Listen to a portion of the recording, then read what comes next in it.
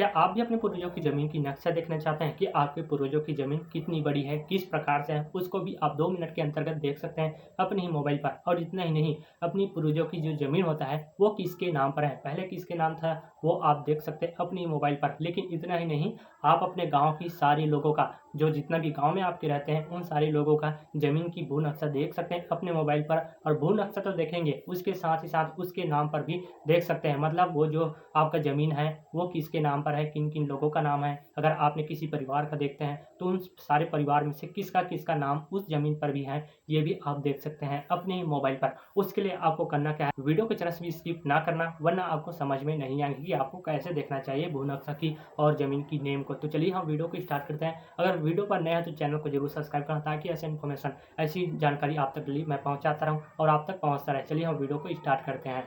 Google को open करके search करना है सरकारी सीएससी। जैसे सरकारी सीएससी आपको सर्च करते हो तो नीचे में जो वेबसाइट है सरकारी सीएससी, इस वेबसाइट को ओपन कर लेना है। जैसे ओपन करोगे तो नीचे की ओर स्क्रॉल करके अब यहाँ पर देखने को मिलेंगे सरकारी काम, ठीक है। अब सरकारी काम पर आपको क्लिक कर देना है। उसके बाद आपको नीचे की ओर स्क्रॉल करना है। अब यहाँ पर आपको भू नक्शा देखने को मिलेंगे, ठीक है। इस भू नक्शा पर आपको क्लिक कर देना है। जैसे इस पर क्लिक करते हो तो नीचे की ओर आपको स्क्रॉल करना है। जैसे स्क्रॉल करोगे तो यहाँ पर आपको राज्य सिलेक्ट कर लेना है, आपका राज्य कौन सा है। तो इस प्रकार से यहाँ से अपना ढूंढ लेना। उसके बाद आपको करना क्या है, साइट पर यहाँ क्लिक करें, इस पर आपको क्लिक कर देना है। यहाँ से सिलेक्ट करने के बाद आपको थोड़ा सा वेट करना है, ओपन होने में थोड़ा टाइम लगता है। अब यहाँ से ध्यान से देखिएगा, आपको नीचे पर 3 डॉट दिख रहे होंगे, ठीक है। नीचे वाले जो 3 डॉट है, इस पर आपको क्लिक कर देना है।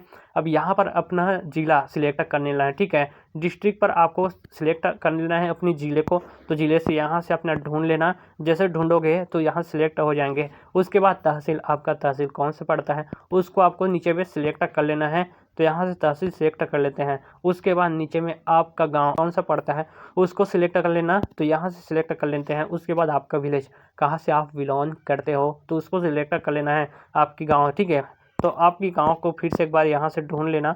ढूंढने के बाद आपको करना क्या है, नीचे पर लिखा है प्लॉट इन्फो। तो अब ध्यान से देखिए, ऊपर वाले जो 3 डॉट है, ठीक है, इस 3 डॉट पर आपको क्लिक करना है। अब यहाँ पर प्लॉट नंबर, आपको एक एक करके प्लॉट नंबर डाल कर आपको देख लेना है सभी का। तो आपको सिंपली बता देता हूँ, जैसे कि हम डाल देते हैं 59। अब 59 डालने के बाद साइट पर आपको सर्च कर देना है। इस प्रकार से सर्च करोगे, ये जो ज़मीन है आपका शासकीय भूमि ज़मीन है, ठीक है। क्षेत्रफल, आपकी ज़मीन का जो एरिया है कितना बड़ा है, उसको देखने को मिल जाता है। और उसके बाद नीचे पर सिंचित क्षेत्रफल, तो सिंचित क्षेत्रफल जिस ज़मीन पर आपका जो सिंचाई होता है, पानी मिलता है फसलों को, जहाँ पर आपका सिंचाई के माध्यम से आपके खेतों पर चले जाता है, तो मतलब सिंचाई क्षेत्र बता रहा है यहाँ पर, तो देखने को वो भी मिल जाता है, उसका क्षेत्रफल कितना बड़ा है, आपका ज़मीन का जो क्षेत्रफल है वो कितना बड़ा है, उसको देखने को मिल जाता है। उसके बाद असिंचित क्षेत्रफल, तो आपको यहाँ से भी सिंचित क्षेत्रफल और असिंचित क्षेत्रफल वो देखने को मिल जाता है। अब नीचे पर आपका खसरा नंबर देखने को मिलता है, तो यही आपका खसरा नंबर है। अब नीचे पर आपका नाम दिख जाएंगे। तो ये जो देख रहे होंगे, ये शासकीय भूमि है, तो यहाँ पर लिखा है शासकीय भूमि। नीचे पर पिता का नाम देखने को मिल जाता है।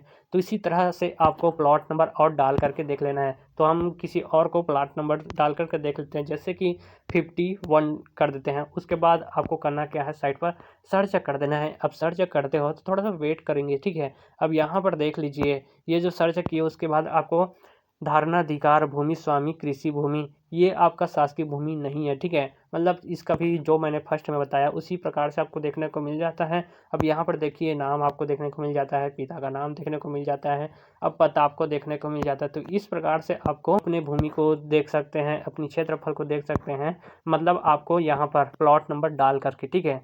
और इसके साथ अपनी भूमि की जो नक्शा को देखना चाहते हैं, भू नक्शा देखना चाहते हैं अपनी ज़मीन की, तो आपको करना क्या है, ऊपर कोने पर देख रहे होंगे छोटा सा एरो, तो इस एरो के निशान पर क्लिक कर देना है। अब यहाँ से आप अपने ज़मीन की नक्शा को देख सकते हैं, कितनी बड़ी क्षेत्रफल है आपकी ज़मीन की, आपकी नक्शा मतलब देख सकते हैं अपनी ज़मीन की नक्शे को, ठीक है। तो इस प्रकार से आप देख सकते हैं, यहाँ पर प्लॉट नंबर डाल देना। जैसे कि प्लॉट नंबर किसी और का डाल देते हैं, जैसे कि 62 डाल देते हैं। उसके बाद हम सर्च कर देते हैं, तो यहाँ पर देख लीजिए नक्शा। तो इस प्रकार से और आपको भू नक्शा देखने को मिल जाता है ज़मीन की। तो आप ऐसे बारीकी से क्रमवार प्लॉट नंबर डाल करके अपना देख लेना, तो आप अपने ज़मीन की भू नक्शा भी भी देख सकते हैं और अपनी ज़मीन की नेम भी देख सकते हैं। इसी प्रकार से अपने पूर्वजों की भू नक्शा को देख सकते हैं, अपने गाँव की भू नक्शा को देख सकते हैं, अपनी परिवार पर जितना भी सदस्य हैं उनकी नाम, आपके ज़मीन की, आपके पूर्वजों की ज़मीन पर कितने लोगों का नाम है, इसी प्रकार से आप चेक कर सकते हैं। तो इस प्रकार से अपनी गांव का किसी का भी अगर ज़मीन की नक्शा को देखना चाहते हैं या फिर ज़मीन किसके नाम पर भी है वो भी आप देख सकते हैं। और यही नहीं, किसका कितना ज़मीन है और किस ज़मीन पर आपका सिंचित है और कितना ज़मीन आपका सिंचाई पर उपलब्ध है, कितना ज़मीन आपका सिंचाई पर उपलब्ध नहीं है, जहाँ पर आपका पानी मिलता हो आपकी ज़मीन पर आपकी फसल को, तो वो भी आप देख सकते हैं सारा कुछ इसी प्रकार से। तो जल्दी से जाइए, अपना ज़मीन देखना चाहते हैं, अपनी गाँव की ज़मीन देखना चाहते हैं या फिर अपने गाँव के लोगों की ज़मीन देखना चाहते हैं, भू नक्शा देखना चाहते हैं, अपनी पूर्वजों की सारा डिटेल्स आप इसी के माध्यम से देख सकते हैं। तो जाते जाते चैनल को सब्सक्राइब करना ताकि ऐसा इन्फॉर्मेशन डेली आप तक मैं पहुंचाता रहूं और आप तक पहुंचता रहे। जय हिंद।